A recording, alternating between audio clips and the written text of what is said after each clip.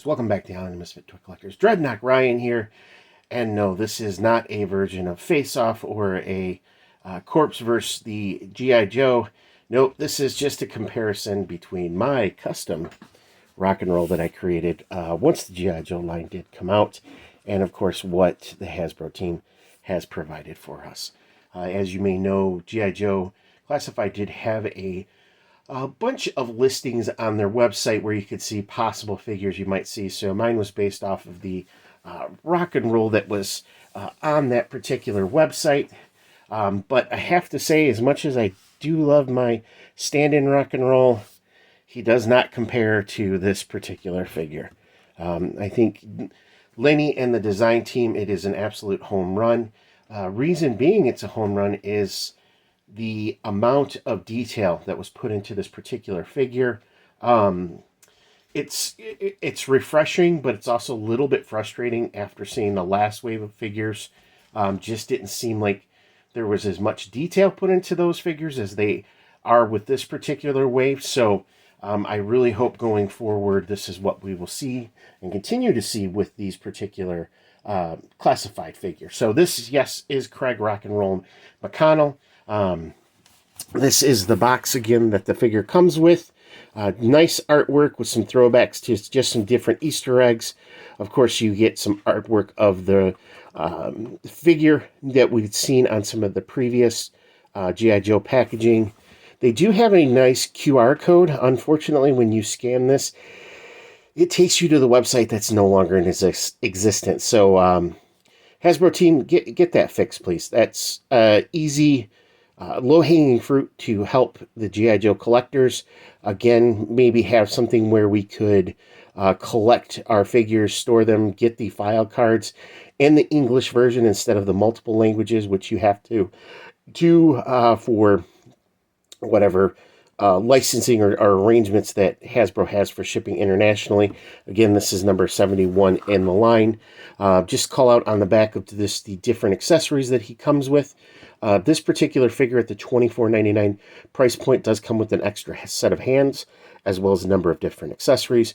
He also has the tattoos on his arms and his hands, which is another cool addition to the figure. And again, here is that artwork on the back. Let me get a better shot here. I just absolutely adore that artwork. I think it's really nice. And hopefully with the new boxes, we get the feel of the old as well as some of the nice nuances that they've added. But this is a figure. Now, with most of the G.I. Joe Classified, recently they've been callbacks to the original Real American Hero figures. Very closely resembled those figures with just some modern updates. For me, though, this is kind of the modern update of what the OG 13 should look like. I really like what I'm seeing with this rock and roll.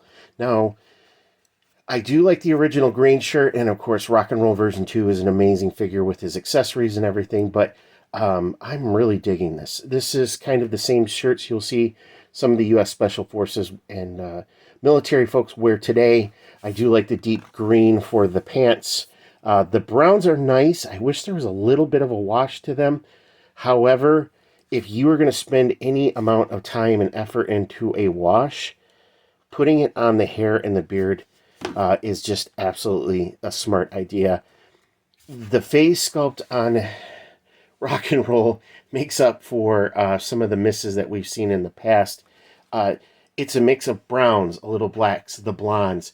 It just gives great depth to the hair and the beard and just really helps bring this particular figure, almost feels like bringing him to life. The bandoliers are nice as well, too. They are in a brown plastic, and then the ammunition is painted in gold, so that makes it stand out a little bit more. You have the bandoliers here, as well as one on the wrist, and this has the gold painted in as well, too. Again, for the tattoos, with most action figures that you've seen, whether it's wrestling or any other genre of figure, when you'll see tattoos on there, they have a little bit of a glossiness to them, majority of the time because they're printed on. These are a little bit dull, which is a nice addition because that's what tattoos kind of should look like. I've also seen some folks add some color to these, so there's a lot of options out there if you are a customizer. If not, I think I'm going to hit mine with a little dull coat just to kind of dull them out a little bit more. But there is some great detail in these particular tattoos. It's just absolutely amazing.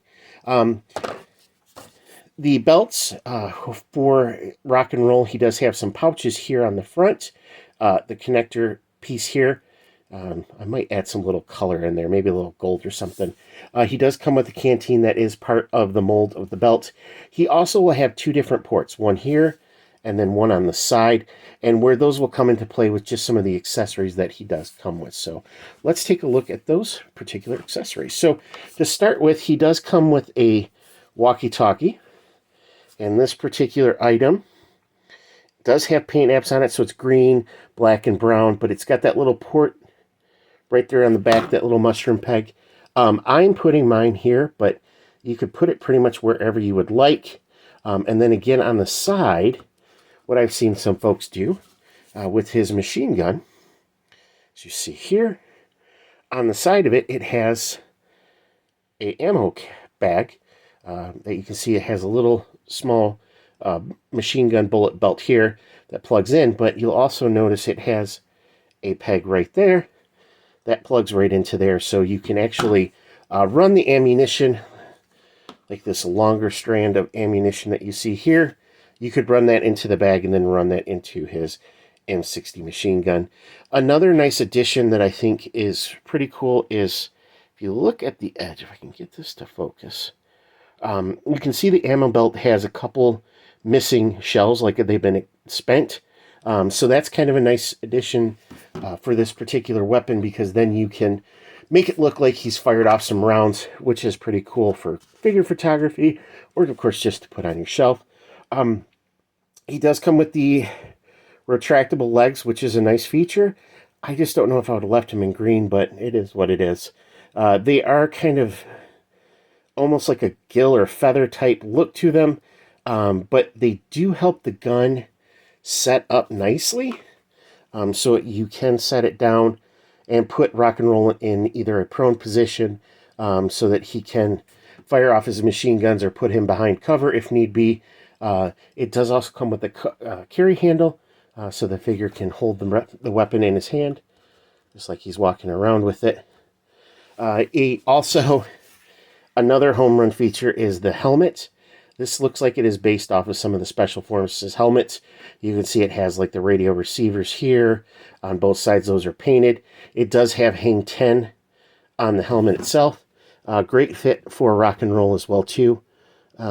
Just, again, this is a good figure. Very good. This wave looks to be pretty darn step above what we've seen in the past. He does also come with a sidearm. It's a mix between probably a number of different handguns, Glock, whatever. But it's just a nice little addition. Again, he does come with the side pouches, so it does hold the weapon nice.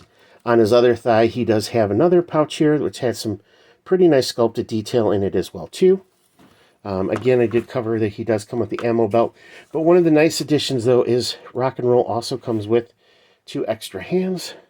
This particular one you can see has the bottom of a skull with the devil's horns for heavy metal fans. It's a pretty cool addition. And then the other hand is a fist. So not only can rock and roll fight, he can also play some heavy metal if need be. Again, if you have seen this figure, Big Bag Toy Store did have them in stock. That is where I picked it up. Absolutely love this figure. If I'm rating it 1 out of 5, it has to be up there 4.5, 5. The only issues I have is just I do have some paint wear here and on the disc for the other side as well too. He does come with all the standard classified articulation, so he does have butterfly joints, so his arms do move freely. He does have the chest cut, can move down, move back. He has the ball joint at the waist, so he gets a little bit of forward movement. Nice tilt and swivel. Again, with the head, You do have the dumbbell joint to the neck, so you get actually pretty good movement back and forth. And then, of course, a dumbbell to the head, which you get nice tilt and movement around. He does come with the drop-down hips, double knees with pinless, same with the arms. Great articulation for the arms as well, too. So, you can get him up in some pretty good positions. Same with the legs, quote Robo, he can darn near kick his own ass. So it's nice for figure photography because you can get him in some nice positions to set him up to fire out his machine gun as needed. And that is my review of Rock and Roll. For this figure, again, like I said, 4.5 out of 5. He's darn near perfect. Just some little paint issues. But overall, great figure. Pick him up if you like. I don't think you'd be disappointed. I hope we see more of the OG-13 come out with this particular buck. I think it is an absolute winner. Thanks everyone again for being subscribed to the Island of Misfit Toy Collectors. You guys are absolutely amazing supporters. Thank you again. I hope you guys are having a great Yo-Jo June. And more importantly, I hope you're having a great day, night, or morning, wherever you're at on the Island of Misfit Toy Collectors. And I just want to say thank you. Have a great one.